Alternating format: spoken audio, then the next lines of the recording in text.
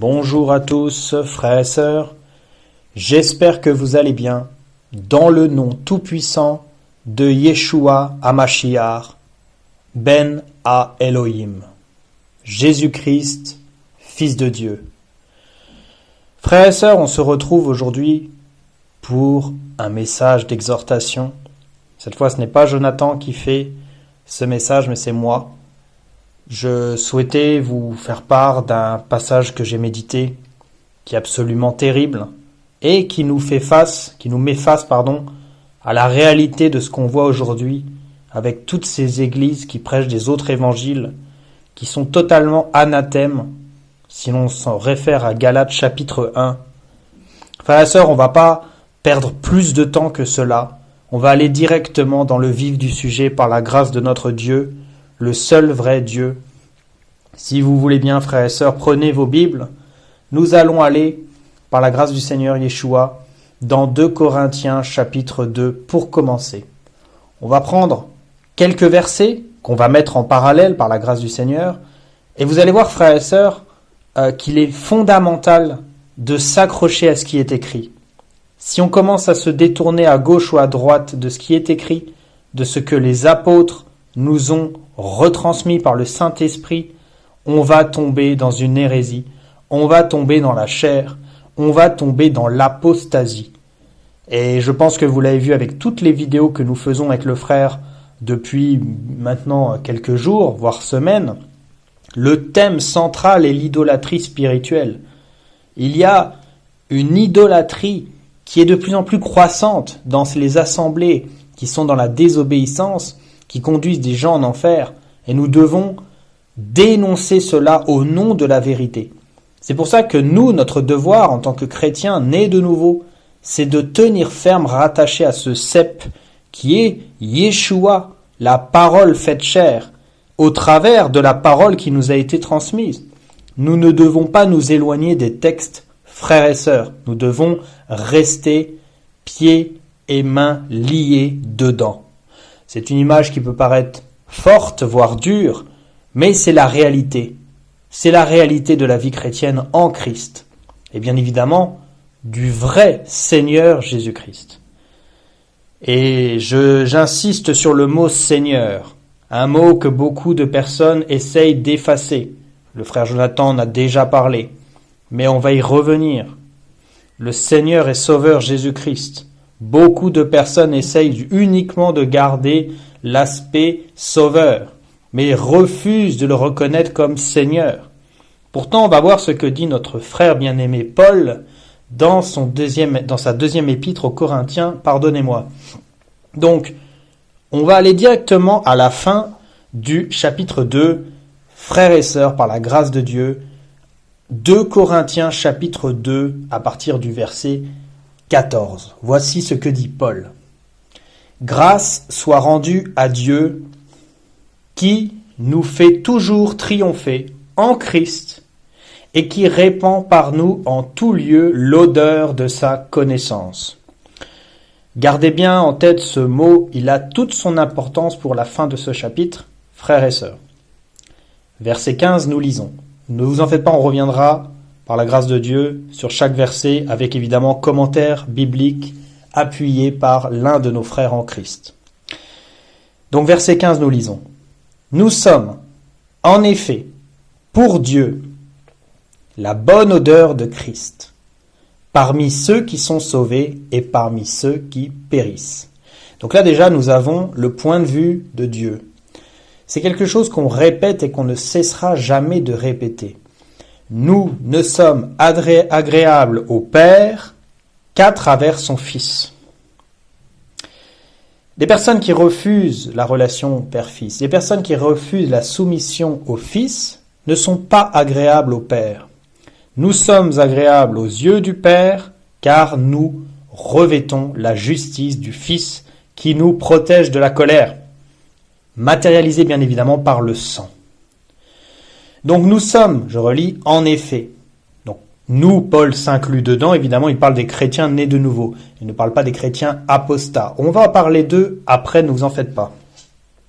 Nous sommes en effet pour Dieu la bonne odeur de Christ, parmi ceux qui sont sauvés et parmi ceux qui périssent.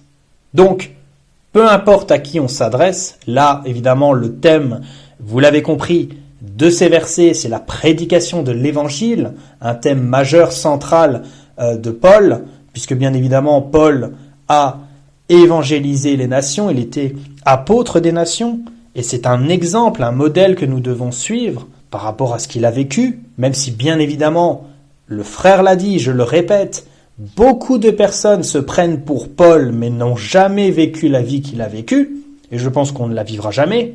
Donc il faut quand même s'asseoir sur une chaise et se mettre face à la réalité du contexte derrière. Donc, nous sommes dans la prédication de l'Évangile. Écoutez bien ce que dit le Saint-Esprit à travers Paul, frères et sœurs. Nous sommes, les chrétiens nés de nouveau, en effet, pour Dieu, la bonne odeur de Christ, parmi ceux qui sont sauvés et parmi ceux qui périssent. Peu importe à qui nous nous adressons lorsque nous prêchons l'Évangile de Dieu, et nous reviendrons sur ce terme après, aux yeux de Dieu, une personne née de nouveau, qui prêche son Fils, qui prêche la bonne nouvelle aux nations, a une bonne odeur. L'odeur du Fils, l'odeur de la rédemption par le sacrifice de Yeshua sur cette croix. Alors là, écoutez bien ce que dit Paul au verset 16. C'est également le titre de ce partage, cette petite exhortation. Écoutez bien. Aux uns, une odeur de mort, donnant la mort, aux autres une odeur de vie, donnant la vie. Et qui est suffisant pour ces choses? Je relis depuis le verset 15.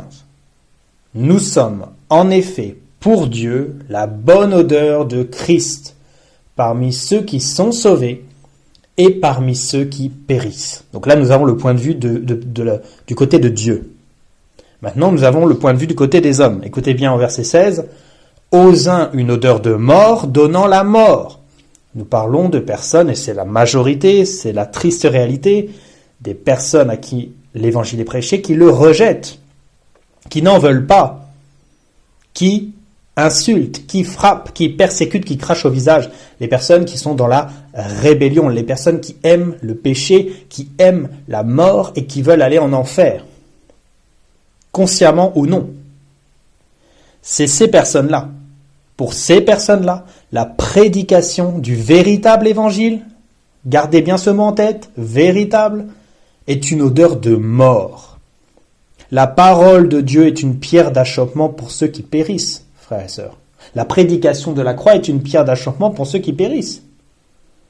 Donc pour les personnes qui rejettent la réconciliation de Dieu à travers son Fils, à travers le sacrifice expiatoire du Fils sur la croix, et bien pour ces personnes-là qui rejettent ce salut offert, cette possibilité d'être pardonné de nos iniquités, si on s'humilie devant le Dieu vivant, à travers son Fils, à travers la rédemption opérée par son Fils, par sa mort et sa résurrection, ces personnes rejettent cela, c'est une odeur de mort, frères et sœurs. Et c'est ce que nous sommes.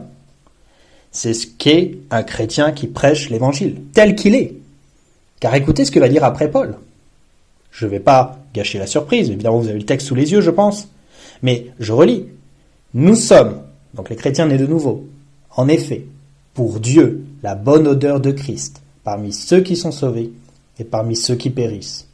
Aux uns, une odeur de mort, donnant la mort, aux autres, une odeur de vie, donnant la vie. Et qui est suffisant pour ces choses? Alors là, frères et sœurs, écoutez bien ce que je vais dire. Donc nous voyons, au verset 16, et c'est ça qui doit nous encourager et nous faire persévérer dans le véritable évangile, c'est que on ne doit pas être étonné. On ne doit pas être étonné des réactions face à la prédication. Bien évidemment dehors. Elle ne se fait pas en assemblée, cette prédication, frères et sœurs. Elle ne se fait pas entre croyants assis sur une chaise. C'est au milieu des ténèbres. C'est au milieu des païens. Le Seigneur l'a dit. Ce que je vous dis en secret, vous le prêcherez sur les toits. Et sur les toits, ça veut bien dire que c'est en extérieur. Donc, on ne doit pas être étonné de la réaction. Deux réactions, bien évidemment une qui est majoritaire et l'autre minoritaire, puisque c'est un reste qui est sauvé, c'est un reste qui accepte l'évangile, c'est un reste à qui le Seigneur fait grâce d'avoir un cœur changé. La majorité, malheureusement, reste dans son état de rébellion. Donc, pour cette majorité, la prédication de l'évangile, Christ à travers nous a une odeur de mort, de condamnation, de sépulcre. Ça les renvoie à eux-mêmes. La prédication les renvoie à leur état de pécheurs dépravés devant Dieu qui ont une condamnation en suspens au-dessus de leur tête et qui ne veulent pas en sortir. Pour eux, c'est une odeur de mort. Pour les autres, par contre, le reste, au fil des siècles, un reste est toujours sauvé par Dieu. C'est une odeur de vie. Le cœur est contrit. Le cœur est scié en deux par la parole. L'humiliation du cœur devant Dieu. La repentance s'opère, le changement de cœur s'opère. Évidemment, c'est l'œuvre du Saint-Esprit. Ce ne peut pas être l'œuvre d'un homme, car on ne peut pas se sauver nous-mêmes, ni par les œuvres, ni par notre propre force ou volonté. Nous sommes tous morts à la base par nos offenses et par nos péchés. Frères et sœurs, ne vous laissez pas troubler par ce qu'il se passe dehors. J'aimerais vous poser une petite question avant qu'on passe au verset 17. Est-ce que les femmes pasteurs qui prêchent Jésus t'aime dehors, est-ce que les marches pour Jésus qui sont opérées avec 3000, 4000, 7000 personnes peut-être, avec l'accord de la préfecture, encadrées par la police, est-ce que ces personnes-là sont une odeur de mort pour les païens, frères et sœurs? C'est une question. Est-ce que des personnes qui vont prêcher dehors, Jésus t'aime, Dieu n'est qu'amour, Jésus t'aime beaucoup, tu sais, il veut avoir une relation avec toi, il veut être ton ami sur Facebook, blablabla, est-ce que c'est une odeur de mort, frères et sœurs? Non. Pourquoi? Et Paul va nous le dire. Paul va nous le dire. Verset 17. Car nous ne falsifions point la parole de Dieu, comme font plusieurs. Qu'a dit Paul? On va relire. Nous sommes, en effet, pour Dieu la bonne odeur de Christ, parmi ceux qui sont sauvés et parmi ceux qui périssent. Aux uns une odeur de mort, donnant la mort, aux autres une odeur de vie, donnant la vie. Et qui est suffisant pour ces choses? Car, écoutez bien, nous ne falsifions point la parole de Dieu, comme font plusieurs. Mais c'est avec sincérité, mais c'est de la part de Dieu que nous parlons en Christ devant Dieu, frères et sœurs. Alors là, bien évidemment, mon œil s'arrête sur ce mot. Prenons en grec ce que veut dire falsifions, frères et sœurs. On ne va pas se limiter au français. Attention!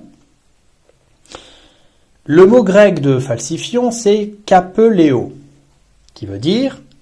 Alors attendez, je prends juste ce qui nous intéresse, parce que là, il y a évidemment tout un lexique.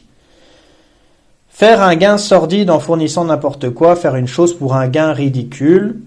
Oula! Faire du commerce avec la parole de Dieu. Essayer de faire un gain en enseignant la vérité divine, frères et sœurs. Corrompre, frelater. Les colporteurs avaient l'habitude de falsifier leurs produits pour l'amour du gain. Est-ce que c'est pas ce qu'on voit, frères et sœurs? Vous avez vu ce qu'a dit Paul? Je rappelle que là, c'est le contexte écrit 2000 ans en arrière. Regardez aujourd'hui en 2026, je parle en année solaire, selon le monde. Regardez l'état du corps. Regardez l'apostasie croissante. Mais vous vous rendez compte, frères et sœurs? Paul indique que le fait de prêcher l'évangile va donner une impression de mort, une odeur de mort à ceux qui périssent, à ceux qui refusent de se repentir, à ceux qui sont dans la rébellion, qui aiment y être, qui aiment le mal, qui aiment le péché, se vautrer dedans, qui détestent Dieu, qui ne veulent pas être sauvés, finalement. Mais ces personnes-là, et on va s'intéresser surtout sur ces personnes-là, elles rejettent le message, car le message prêché par les vrais chrétiens n'est pas falsifié. Il n'y a pas de Jésus t'aime. Il n'y a pas de femmes pasteurs dans la désobéissance qui vont aller prêcher des hérésies. Il n'y a pas de personnes qui vont dire que Jésus est le Père et que Jésus t'aime beaucoup, tu sais. Non. Frères et sœurs, c'est terrible. Que ces personnes se repentent de leurs péchés, de leur hérésie. Rappelez-vous ce qui est écrit dans Galates chapitre 1.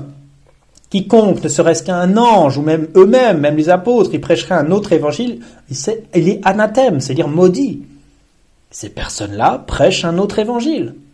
Ce sera l'occasion d'un partage prochain, plus long, certainement en plusieurs parties, frères et sœurs. Nous nous intéresserons à cet évangile du diable, de Dieu n'est qu'amour, où Jésus t'aime. Voilà. Ça, c'est quelque chose qui est un cancer et qui conduit des gens, mais une multitude en enfer. C'est tellement facile. Oh, mais oui, pourquoi être persécuté? Pourquoi subir le rejet quand finalement on peut être ami du monde en leur prêchant ce qu'ils veulent entendre? Est-ce que, encore une fois je le répète, est-ce que la marche pour Jésus est une odeur de mort pour les païens, quand ils vont dans la rue, quand ils font comme les gilets jaunes, à descendre là avec leurs banderoles dans toute l'avenue avec des Jésus t'aime, des Dieu n'est qu'amour, et qui vont donner des tracts aux gens leur disant voilà, est-ce que vous connaissez Jésus-Christ, il est mort pour vous, il vous aime beaucoup, vous savez. Est-ce que c'est une odeur de mort? Est-ce qu'ils sont insultés? Est-ce qu'ils sont rejetés? Est-ce qu'ils se font cracher dessus? Est-ce qu'ils se font tabasser, frères et sœurs? C'est des mots forts que j'emploie, mais au bout d'un moment, il faut dire les termes. Bien sûr que non. Et Paul nous le dit lui-même. Il nous le dit lui-même. Il ne falsifie pas la parole de Dieu. On a vu ce que le mot voulait dire. C'est corrompre. Corrompre l'évangile pour un gain sordide. Alors évidemment, on peut penser à l'argent, parce que c'est souvent le motif derrière. L'argent, le succès, le fait d'attirer des personnes à soi. Mais surtout le gain des âmes pour soi-même, remplir les assemblées, remplir les stades même. C'est une abomination, c'est une hérésie. Relisons, frères et sœurs. Nous sommes en effet pour Dieu la bonne odeur de Christ, parmi ceux qui sont sauvés et parmi ceux qui périssent. Aux uns une odeur de mort, donnant la mort, aux autres une odeur de vie, donnant la vie. Donc évidemment le reste qui est sauvé. Il y a toujours des personnes, par la grâce de Dieu, que le Saint-Esprit touche. Mais là, ce qui nous intéresse, bien évidemment, c'est le rejet. C'est le rejet majoritaire. Un rejet majoritaire qu'on ne ressent pas du tout avec ces faux évangiles. Au pire, ils auront des moqueries. Ils vont se faire traiter d'hippies, de Jésus hippie. Ils vont dire, ouais, t'es un hippie, voilà, c'est des pacifistes, comme les associations là qui viennent nous voir, donner de l'argent pour la planète, ils vont dire ça, et au pire ils vont rigoler, ils vont se moquer d'eux, mais sinon, ils vont sourire. Ils vont dire, bah oui, super, Jésus m'aime, tant mieux, alors finalement j'ai rien à changer. Voilà. Ça sera certainement pas une odeur de mort. Est-ce que vous vous rendez compte? Est-ce que ces personnes, est-ce qu'elles ont déjà lu de Corinthiens de 15 à 16 à 17? Est-ce qu'elles ont déjà lu ces passages? Elles se sont pas senties concernées? Jonathan l'a déjà dit, je vais le redire, Matthieu 7, 21, c'est pour qui en fait? Il n'y a personne qui est concerné, apparemment. Tout le monde va être sauvé, tous les chrétiens sont sauvés, le Seigneur ne va rejeter personne, Matthieu 7, 21, finalement c'est peut-être une erreur. Les gens ne se sentent même pas concernés. Est-ce que vous vous rendez compte, frères et sœurs, le niveau d'aveuglement? Ils lisent des versets et ça ne les concerne pas. L'orgueil, ça c'est l'orgueil qui précède la chute, c'est vraiment quelque chose de terrible. Mais c'est terrible. Donc on va prendre, évidemment, un commentaire biblique par rapport à ça, frères et sœurs. Mais juste avant, je tiens à relire l'ensemble des versets du 14 au 17.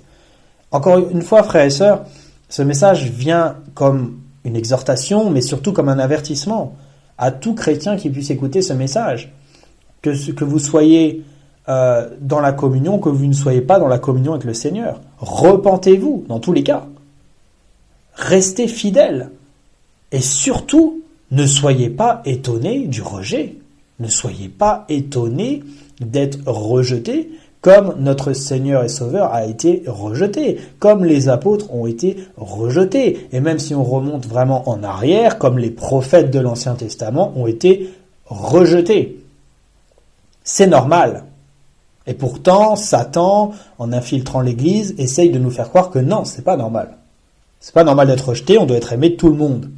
Tout le monde doit être d'accord avec nous, tout le monde doit dire amen à tout ce qu'on dit, tout le monde doit aller dans notre sens, tout le monde doit nous aimer. C'est du diable. C'est du diable. Toutes ces assemblées doivent se repentir. Sinon, elles seront jetées dans le feu, je vous le dis. C'est une parole très dure ce que je dis. Ce n'est pas moi qui émets la condamnation. Bien évidemment, mon souhait c'est qu'elles se repentent, parce qu'elles emmènent des âmes avec elles en enfer. C'est tout ce qu'elles font. Pour combien de temps elles vont profiter de cela, frères et sœurs? Elles ne savent pas quand elles vont mourir, ces personnes. Elles ne savent pas. Elles sont aveuglées par le monde. Elles aiment le monde. Elles ne veulent pas partir de ce monde. Certainement pas. Elles n'attendent pas le retour du Seigneur. Elles n'attendent rien du tout. Tout ce qu'elles veulent, c'est remplir les salles, être aimées, adorées, idolâtrées, que les gens leur disent Amen, Alléluia, et qu'ils leur donnent de l'argent. C'est tout. Donc, relisons. Grâce soit rendue à Dieu, qui nous fait toujours triompher en Christ, et qui répand par nous en tout lieu l'odeur de sa connaissance. Alors, pour répandre l'odeur de la connaissance de Dieu, il faut déjà sortir. Parce que si vous la répandez seulement dans les assemblées, frères et sœurs, ça va être compliqué. Ça, c'est vraiment un chaos quand même. Des fois, je me dis, on regarde avec le frère et la sœur, avant d'aller évangéliser, on regarde les assemblées qui sont dans la ville, mais on se dit, mais c'est pas possible. Il y en a tellement et personne n'est dehors. C'est hallucinant. Donc je continue, excusez-moi. Nous sommes en effet pour Dieu la bonne odeur de Christ, parmi ceux qui sont sauvés et parmi ceux qui périssent. Voilà le fruit de la proclamation du véritable évangile, frères et sœurs. C'est soit un côté, soit l'autre. Soit le rejet, soit une personne touchée. Mais bien évidemment, comme on le sait, c'est majoritairement, je ne vais pas donner un chiffre, j'en sais rien, mais très majoritairement du rejet. Aux uns, une odeur de mort, donnant la mort, aux autres, une odeur de vie, donnant la vie. Et qui est suffisant pour ces choses? Car nous ne falsifions point la parole de Dieu, comme font plusieurs, mais c'est avec sincérité, mais c'est de la part de Dieu que nous parlons en Christ devant Dieu. Donc maintenant, nous allons prendre le commentaire biblique de notre frère John Nelson Darby. Alors écoutez bien ce qui a été dit par rapport à 2 Corinthiens 2, 14 à 17. Alors là, c'est quand même terrible. C'est toujours bien d'avoir un approfondissement par rapport à cela, frères et sœurs. Donc 2 Corinthiens 2, 14 à 17. Donc déjà le contexte général. Paul parle de son ministère après des tensions dans l'église de Corinthe. Il explique comment Dieu conduit toujours son œuvre, même au milieu des difficultés, et comment le vrai service chrétien doit rester pur. Vous avez bien entendu ce que j'ai lu, je relis. Et comment le vrai service chrétien doit rester pur. Là, c'est très important ce qui est écrit. Au verset 14, Dieu nous fait toujours triompher en Christ. Donc là, il y a une idée clé, frères et sœurs. Ce n'est pas Paul qui réussit, mais c'est Christ qui conduit le triomphe. Toute la gloire revient à Dieu et Dieu seul. Le mot triomphe évoque une procession romaine où un général victorieux exhibe ses captifs. Donc les croyants sont conduits par Christ dans cette victoire, même quand extérieurement ils semblent faibles. Donc, dans les afflictions, dans le rejet, dans la persécution, il y aura toujours la victoire de la parole de Dieu, frères et sœurs. Par Christ. C'est magnifique. Donc l'idée centrale ici, c'est que la victoire appartient à Christ et pas à l'homme. Comme je l'ai dit tout à l'heure, on ne peut rien faire de nous-mêmes. Le Seigneur l'a dit dans sa parole, Jean chapitre 15, « Sans moi, vous ne pouvez rien faire. Demeurez en moi, je demeurerai en vous. » Donc même la proclamation de l'évangile, à plus forte raison, le vrai, on ne peut pas le faire sans l'appui du Seigneur par le Saint-Esprit. Ce n'est pas possible. Ce n'est pas possible. Si on s'appuie sur nous-mêmes, on va prêcher un autre évangile. Par peur du rejet, par crainte des hommes. Ah oui, non mais ça, frères et sœurs, il faut bien le comprendre. Ces personnes-là n'ont pas le Saint-Esprit, absolument pas. Ces personnes-là se reposent sur leur chair. Quand je dis ces personnes-là, je parle des personnes qui vont dehors, là, le peu qui vont, mais qui prêchent un autre évangile. Pour éviter la persécution, pour éviter d'être rejeté, etc. Donc la fameuse odeur de Christ. Paul dit que les chrétiens sont comme un parfum. C'est d'ailleurs très beau comme métaphore. Mais pour ceux qui sont sauvés, c'est une odeur de vie, c'est une bonne nouvelle. Pour ceux qui refusent, c'est une odeur de mort. Donc ici, on peut souligner une vérité importante. Le même message, écoutez bien, de l'évangile produit deux effets opposés selon la disposition du cœur. Alors là, c'est vraiment, et c'est ça que j'aime avec les Saintes Écritures, avec la réalité biblique, c'est qu'en fait c'est très simple. C'est soit un côté, soit l'autre. C'est pas genre oui, c'est soit blanc, soit noir, frère. Ça, c'est pas, il y a pas de gris. Il y a pas de gris. Il y a pas la Suisse. La Suisse n'existe pas ici. C'est soit blanc, soit noir, soit les ténèbres, soit la lumière. C'est très manichéen, mais c'est la réalité de notre vie. C'est la réalité biblique. C'est très simple en fait. C'est soit vous acceptez, soit vous refusez. Soit les personnes sont touchées, soit elles vont rejeter. Terminé. On ne doit pas être étonné et attendre une autre forme de réaction. Il n'y en a que deux. Donc ce n'est pas le message qui change, mais la réaction des hommes. Le message doit rester le même. L'évangile doit rester le même, frères et sœurs. Par contre, la réaction va changer. Soit on accepte, soit on refuse. Versets 15 et 16, deux réactions opposées. Donc ici, il y a la solennité du ministère. Déjà, l'évangile ne laisse personne neutre. Alors ça, on peut être sûr que ça laisse personne indifférent. Même si vous voyez des personnes qui ne réagissent pas ou qui font semblant de ne pas écouter, elles ne peuvent pas résister à la parole de Dieu. Ça va forcément les atteindre d'une manière ou d'une autre. L'évangile met en lumière la vie ou le rejet. Cela montre la responsabilité humaine face à la vérité. Les personnes nées de nouveau qui vont proclamer aux morts l'évangile, le véritable, leur seule et unique fonction, c'est d'être témoin, de témoigner. Le reste, c'est entre la personne qui a entendu le message et Dieu. Terminé. Il n'y a pas à tergiverser, il n'y a pas à essayer de convaincre, il n'y a pas à essayer de faire des débats, certainement pas. On voit beaucoup de chrétiens essayer de débattre, notamment avec d'autres religions. Ça, c'est un chaos aussi. On ne débat pas avec la parole de Dieu, certainement pas. Ça, c'est des fardeaux qu'on se porte. On n'a pas là à essayer, on ne peut pas convaincre les gens. C'est le Saint-Esprit qui convainc déjà. Donc, on apporte le message, ils acceptent, ils rejettent. Terminé. Nous, on enlève la poussière de sous nos pieds et on s'en va. Verset 17, pureté du ministère. Alors là, Paul termine en disant, nous ne falsifions pas la parole de Dieu. Alors là, ça va m'intéresser, frères et sœurs, au nom de la vérité. Ça, c'est quand même le point culminant de ce passage.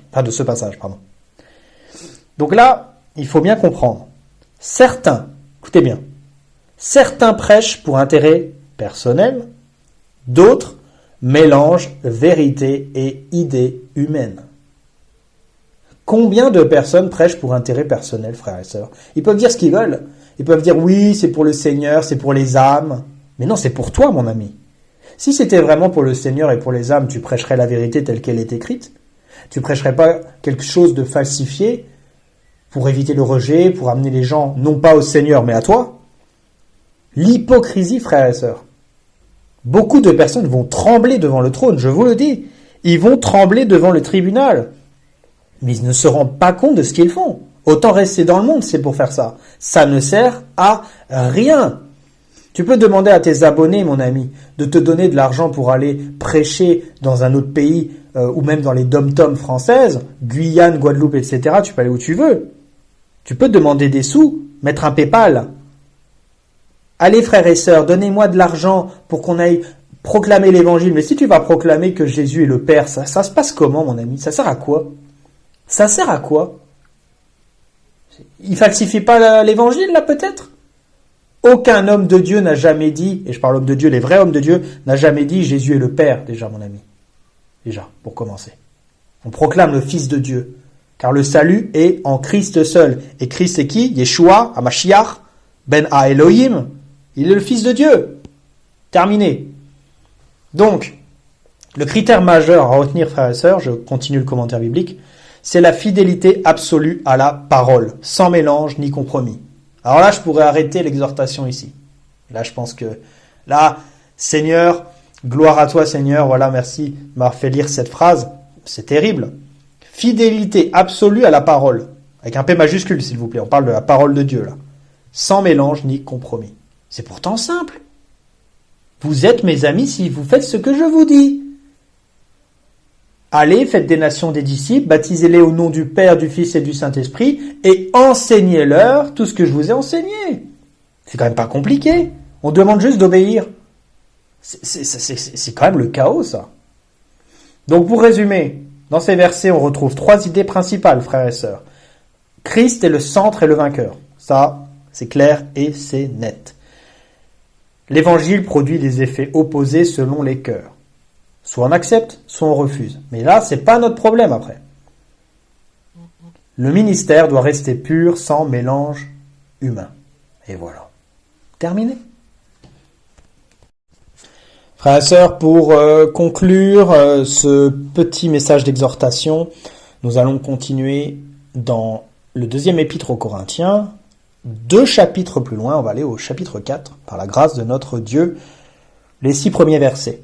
Alors, pas perdre de temps, vous allez voir, par rapport à ce qu'on a vu, c'est absolument terrible. Regardez ce que Paul poursuit, évidemment, on est toujours dans la même lettre. Écoutez bien ce qui est dit, frères et sœurs, c'est absolument terrible.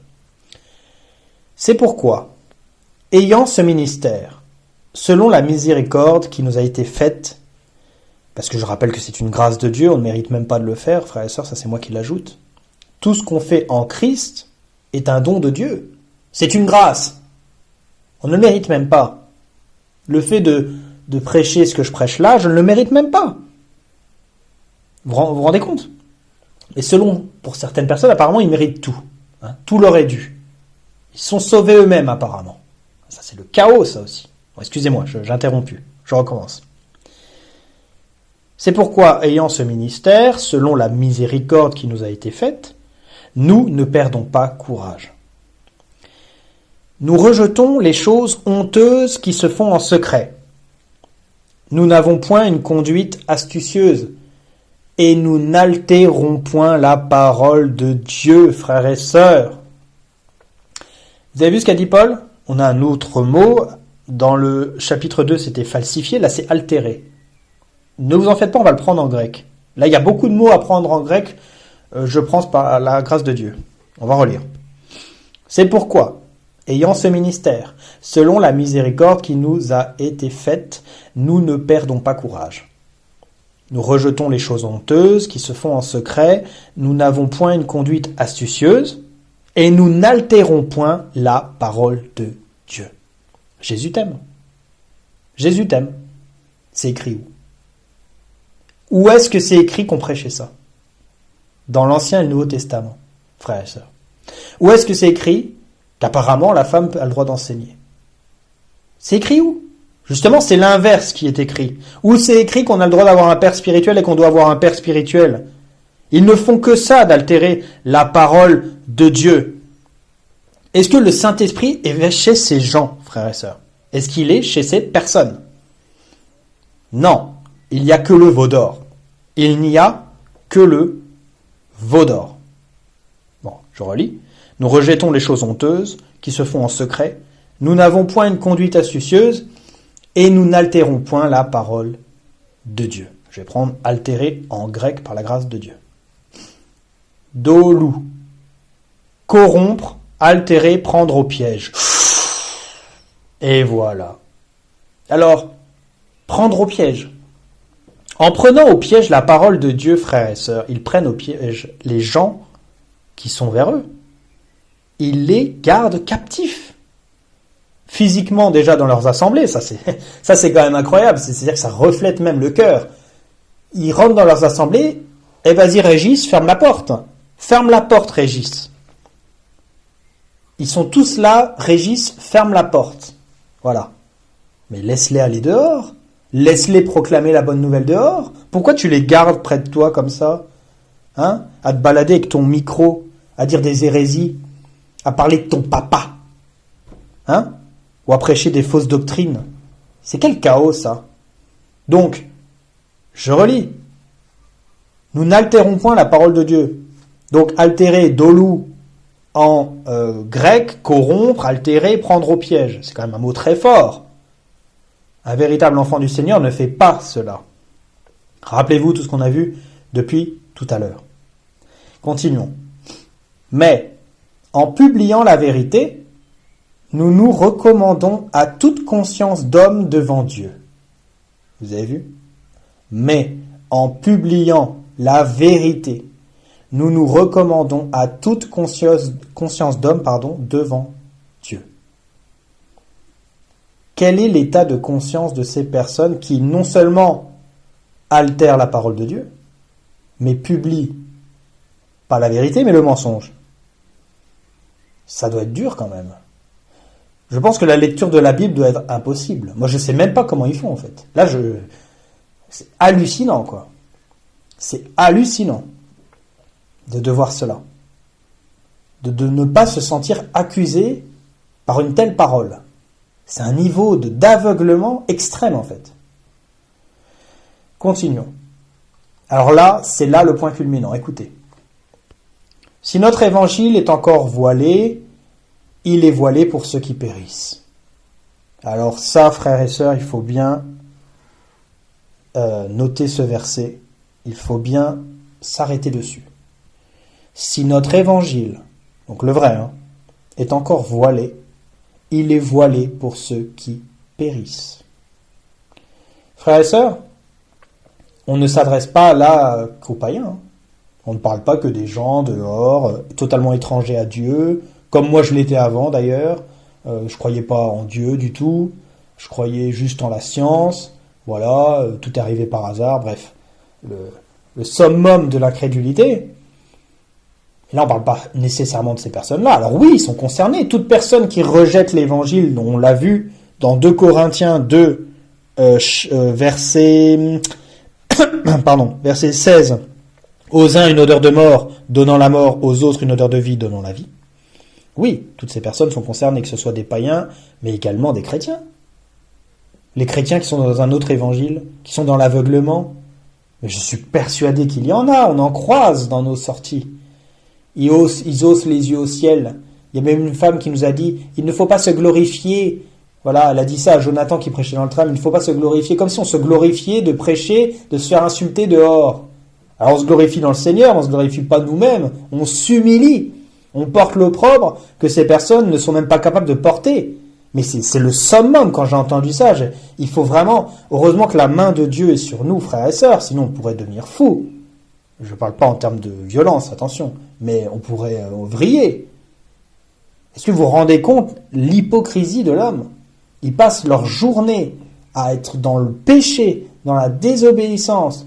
Et le seul moment où ils accordent du temps à Dieu, et encore, c'est dans la désobéissance, ils vont dans des assemblées, ils vont dire à des gens qui font le travail à leur place, le travail qu'ils devraient faire aussi, ils leur disent, il ne faut pas se glorifier, vous vous glorifiez en faisant ça. Mais c'est quel chaos, ça? C'est quel chaos? Donc, pour ces personnes-là, et cette femme-là que je parle, elle était d'une dénomination, je ne sais pas laquelle, je m'en moque, mais c'était une chrétienne entre guillemets. L'évangile était voilé pour elle. Complètement voilé, frères et sœurs. Elle nous dit, il faut prêcher le Seigneur, mais pas se glorifier. Mais qu'est-ce que tu racontes? Qu'est-ce que tu racontes? Si Jonathan n'avait pas prêché dans le tram, t'aurais même pas ouvert ta bouche. On n'aurait même pas su que tu étais chrétienne à la base. Pourquoi? Parce que tu ne parles pas aux gens dehors. Tu n'annonces pas le message. Tu t'en moques. Mais c'est hallucinant. Donc, frères et sœurs, on voit bien que l'évangile, le vrai, est voilé pour ceux qui périssent, que ce soit des païens ou des faux chrétiens. Écoutez ce qu'ajoute Paul. Pour les incrédules dont le Dieu de ce siècle a aveuglé l'intelligence, afin qu'ils ne vissent pas briller la splendeur de l'évangile, de la gloire de Christ qui est l'image de Dieu. C'est absolument magnifique. Je vais relire. C'est vraiment une grâce de faire ce message, frères et sœurs. J'espère que cela vous édifie, vous fasse prendre conscience, de la réalité, tout simplement biblique. Il y a tellement d'apostasie, il y a tellement de chaos On se dit au bout d'un moment, mais c'est pas possible. Comment les gens n'ouvrent pas les yeux face à cela? Ils ne savent pas lire. Ils n'ont jamais lu la Bible. C'est pas possible.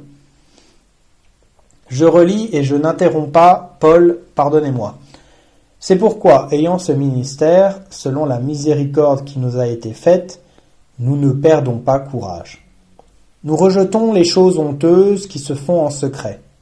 Nous n'avons point une conduite astucieuse et nous n'altérons point la parole de Dieu. Mais en publiant la vérité, nous nous recommandons à toute conscience d'homme devant Dieu. Si notre évangile est encore voilé, il est voilé pour ceux qui périssent. Pour les incrédules, dont le Dieu de ce siècle a aveuglé l'intelligence, afin qu'ils ne vissent pas briller la splendeur de l'évangile de la gloire de Christ, qui est l'image de Dieu. Alors là, frères et sœurs, on a quand même pas mal de mots à prendre en grec. Je pense que, frères et sœurs, on peut faire du code strong. Il y a quand même beaucoup de choses à approfondir par la grâce de Dieu. Donc, on a pris altérer, on a vu ce que ça voulait dire. On peut même prendre conduite astucieuse, parce qu'on peut dire oui, astucieux, c'est un petit côté positif. Alors attendez, je regarde. Non, ça a bugué, vous voyez. Il n'y est pas, bon, c'est pas très grave, on voit bien. Des fois, sur l'application, il y a des mots, on clique dessus, mais malheureusement, c'est pas, il n'y a pas la définition. C'est pas très grave. Moi, j'avais surtout à cœur de prendre voilé, calupto, cacher, voiler, couvrir d'un voile, empêcher la connaissance d'une chose. Oulolo, vous avez vu, frère et sœur? Empêcher la connaissance d'une chose. Donc quand on met mot à mot, bout à bout ce qu'a dit Paul, on va continuer après, gardez bien ça en tête. Pour ceux qui périssent, on va le prendre, ah bah voilà. Alors ça c'est un mot très connu du Nouveau Testament, notamment dans Luc, quand le Seigneur dit si vous ne vous repentez vous périrez tous également. Vous savez, avec ce qui s'est passé avec le massacre des Galiléens et ceux sur qui la tour de Siloé aussi est tombée. Eh bien, c'est le même mot, c'est apollumie. Donc, périr, c'est pas juste la mort physique, frères et sœurs. Écoutez bien ce qui est écrit. Métaphorique, vouée à la misère éternelle en enfer. Donc, voilà la condition des personnes, si elles meurent, voilà, dans cet état-là, sans s'être repenties, humiliées devant Dieu, voilà dans quel état elles sont, ces personnes pour qui l'évangile est voilé. Voilà. Donc ça, c'est quand même absolument terrible de voir cela. Et j'avais à cœur également de prendre le mot incrédule. C'est un mot qu'on retrouve beaucoup dans les textes des Saintes Écritures. Incrédule, écoutez bien. Apistos, parce que incrédule, c'est pas genre uniquement quelqu'un qui ne croit pas. C'est beaucoup plus fort que ça, frères et sœurs. Apistos, non-croyant, incrédule, écoutez bien, infidèle. Infidèle. Donc, on voit bien que ça concerne également tous ces faux chrétiens. Ils sont incrédules. Ils peuvent dire, oui, je crois que Jésus-Christ est mon Seigneur et Sauveur. Bon, déjà, ils disent pas souvent Seigneur, ils disent Sauveur. Il est mon Sauveur, il est mort pour mes péchés, il est ressuscité le 3e jour, etc., etc. Ils vont nous réciter les bases. Mais ils sont incrédules, ils sont infidèles. Ils sont totalement infidèles. Ils altèrent la parole de Dieu, ils sont dans la désobéissance. Ils préfèrent le confort plutôt que la persécution pour la gloire du Seigneur, pour prêcher le vrai message. C'est chaud quand même. Donc voilà l'état. Incrédule, infidèle, non-croyant. Terrible. Sans confiance en Dieu, en plus, c'est écrit. Oh lolo. Donc, voilà, je pense qu'on est déjà à bon approfondissement, rien qu'avec les mots grecs. Je vais relire à partir du verset 2. Nous rejetons les choses honteuses qui se font en secret. Nous n'avons point une conduite astucieuse et nous n'altérons point la parole de Dieu. Mais, en publiant la vérité, nous nous recommandons à toute conscience d'homme devant Dieu. Si notre évangile est encore voilé, il est voilé pour ceux qui périssent. Pour les incrédules, dont le Dieu de ce siècle, évidemment on parle de Satan, a aveuglé l'intelligence, afin qu'ils ne vissent pas briller la splendeur de l'évangile, de la gloire de Christ, qui est l'image de Dieu. Oh là là là là. C'est glorieux. rieux. Vous avez vu, frères et sœurs, ce que dit notre frère Paul? Je vais finir la lecture des 2 derniers versets. On va s'arrêter au verset 6, même si évidemment je vous invite à lire, et c'est ce que je vais faire après dans ma méditation personnelle. Je vais approfondir Corinthiens, le 2e épître en entier. Je vous invite à lire également tout, mais on ne peut pas tout prendre, malheureusement. On aimerait, hein. Donc, verset 5. Nous ne nous prêchons pas nous-mêmes. Alors ça, c'est intéressant, ça. Nous ne nous prêchons pas nous-mêmes. On va revenir après dessus. C'est Jésus-Christ... Ouh là là, écoutez. Frères et sœurs, écoutez au nom de la vérité. Écoutez ce qui est écrit. Nous ne nous prêchons pas nous-mêmes. Donc déjà, stop. Le frère a mis un point-virgule. Enfin, il n'y a pas de point-virgule dans le grec, excusez-moi, mais il y a un point-virgule. On va couper le verset. Nous ne nous prêchons pas nous-mêmes. Toutes ces personnes, elles basent tout leur ministère apostat, sur leur témoignage. Regardez la quantité de témoignages sur Internet, frères et sœurs. Ils aiment ça, se mettre en avant. Oui, j'étais un ancien dealer. Oui, le Seigneur m'a sauvé, c'est vrai. Maintenant, je suis une bonne personne. Avant, j'étais toujours sur les films porno. Mais maintenant, tu vois, j'ai créé une assemblée. J'ai baptisé des disciples. J'ai fait des choses pour le Seigneur. Je suis allé à l'autre bout du monde. Ils se prêchent eux-mêmes. Regardez comment ils se comportent.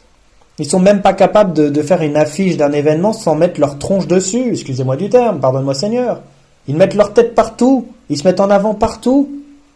Mais c'est le chaos, ça. L'homme doit s'effacer. Même Jean-Baptiste l'a dit. Il faut que je croisse pour qu'il diminue. Et ces personnes-là sont loin d'être Jean-Baptiste, frères et sœurs. On va peut-être s'asseoir sur une chaise. Jean-Baptiste lui-même, il a dit, il faut que le Seigneur croisse. Enfin, il a dit, il faut qu'il croisse pour que je diminue. Il s'est retiré quand Christ est arrivé. Et ces personnes-là sont même pas capables de s'effacer. Non, il faut qu'ils prennent toute la place. Donc là, Paul, il nous dit quoi? Nous ne nous prêchons pas nous-mêmes. C'est Jésus-Christ, le Seigneur. Il n'a pas dit Jésus-Christ le Sauveur. Il n'a pas dit Jésus-Christ le Messie. Il n'a même pas dit le Fils de Dieu. Il a dit Jésus-Christ le Seigneur. Le Seigneur que nous prêchons. Seigneur, c'est un mot fort. Je ne vais pas le prendre en grec. Mais le Seigneur. Rappelez-vous ce que je vous ai dit tout à l'heure. Combien de personnes acceptent Jésus? Alors là, pour l'accepter comme sauveur, il y a du monde. Mais comme Seigneur, il n'y a personne. Ben non, parce qu'un Seigneur, ça veut dire qu'on se soumet à sa volonté. Ça veut dire qu'on fléchit le genou devant. Ça veut dire qu'on lui obéit. Ça veut dire qu'on est son esclave. C'est ça qu'on doit être. Véritable disciple de Jésus-Christ. Donc, quand on prêche le vrai évangile, on prêche pas Jésus t'aime. On prêche pas Jésus le hippie. On prêche Jésus-Christ le Seigneur. Le Seigneur souverain de toutes choses. C'est terrible ce que dit Paul. Nous ne nous prêchons pas nous-mêmes.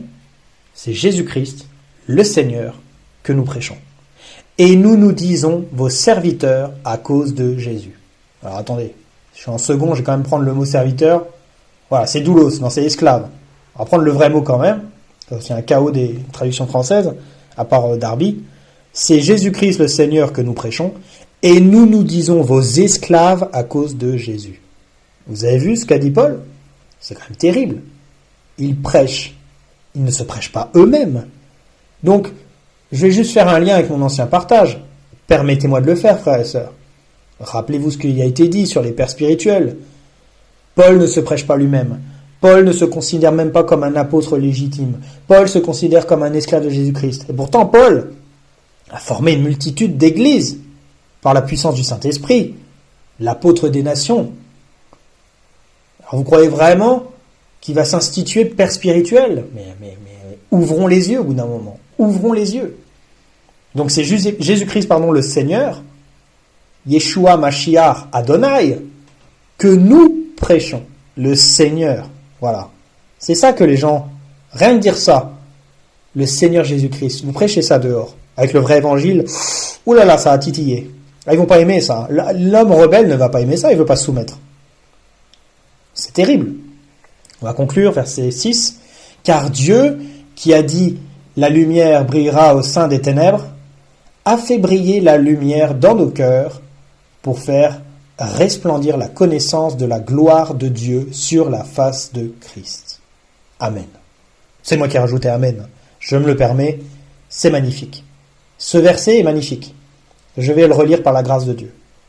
Car Dieu qui a dit « La lumière brillera au sein des ténèbres » a fait briller la lumière dans nos cœurs pour faire resplendir la connaissance de la gloire de Dieu sur la face de Christ.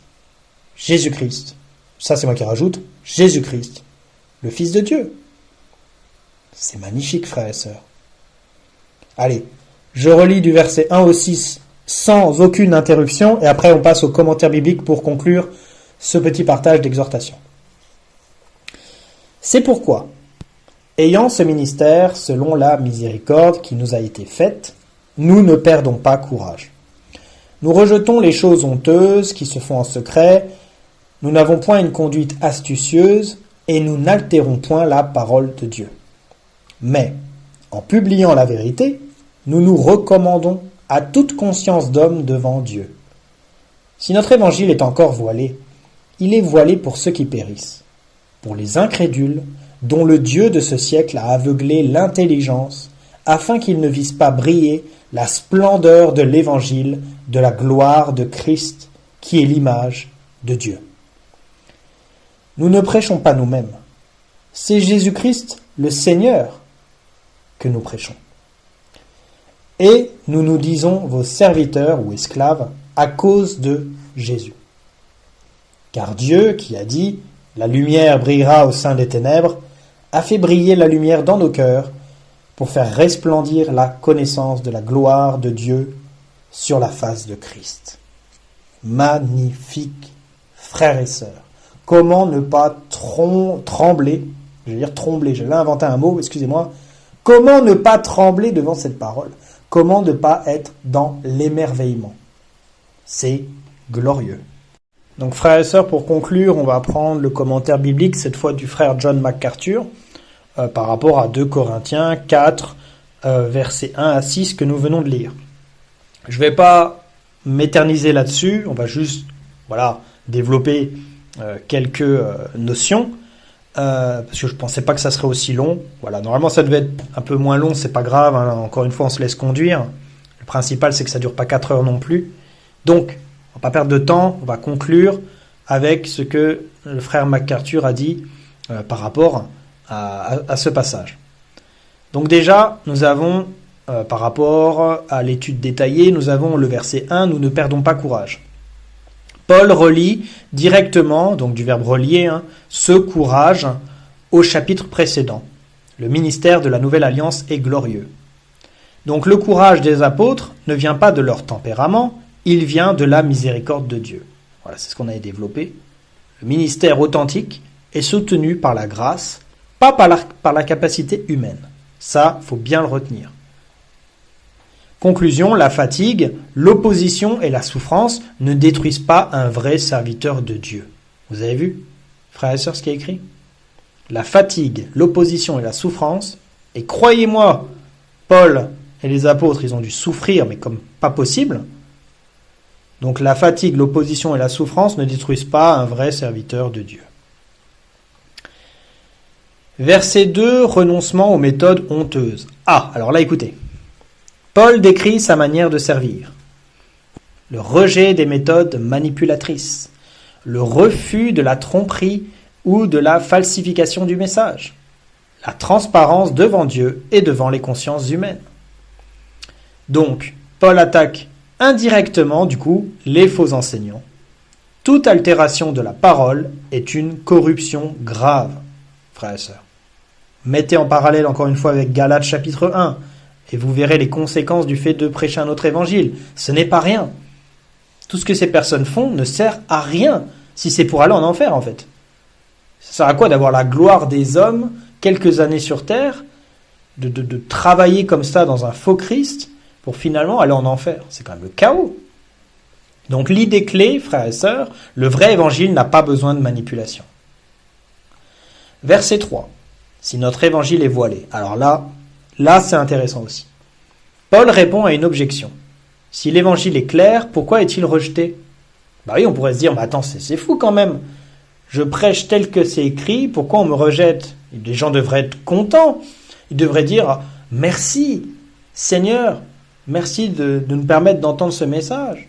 Et c'est vrai qu'au début de notre conversion, je parle principalement voilà, de la mienne, mon point de vue personnel, bah on est dans l'excitation d'annoncer la bonne nouvelle déjà à nos proches et tout ça. Puis quand on voit le rejet terrible, on voit le changement de visage, ça refroidit. On se dit, mais attends, c'est quoi ce délire? Pourtant, c'est biblique. Donc, le problème n'est pas le message en lui-même. Le problème, c'est la condition spirituelle de l'auditeur, frères et sœurs. L'évangile est voilé uniquement pour ceux qui sont spirituellement perdus ou spirituellement morts. Regardez la photo de la miniature. C'est quand même chaud, mais pourtant c'est frappant, c'est exactement ça. Mettez en parallèle avec Ézéchiel, chapitre 36, si je dis pas de bêtises. 36-37. L'évangile est voilé uniquement pour ceux qui sont spirituellement perdus. Voilà. Cela montre la doctrine de la dépravation humaine. Oh lolo, l'incapacité naturelle de l'homme à recevoir la vérité de Dieu. Impossible. Le verset 4, l'aveuglement par le Dieu de ce siècle. Paul identifie la cause spirituelle du rejet. Satan, appelé ici le Dieu de ce siècle, il agit sur l'incrédulité des hommes, il empêche les non-croyants de voir la gloire de Christ. Non-croyants, comme ceux qui croient, mais en un autre évangile, comme on l'a souligné tout à l'heure. Donc, il y a plusieurs points clés à retenir. Satan n'est pas égal à Dieu, mais il a une influence réelle sur le monde déchu. L'aveuglement est à la fois moral et spirituel. L'incrédulité est une condition active, elle n'est pas neutre. Donc le cœur non régénéré est doublement aveugle.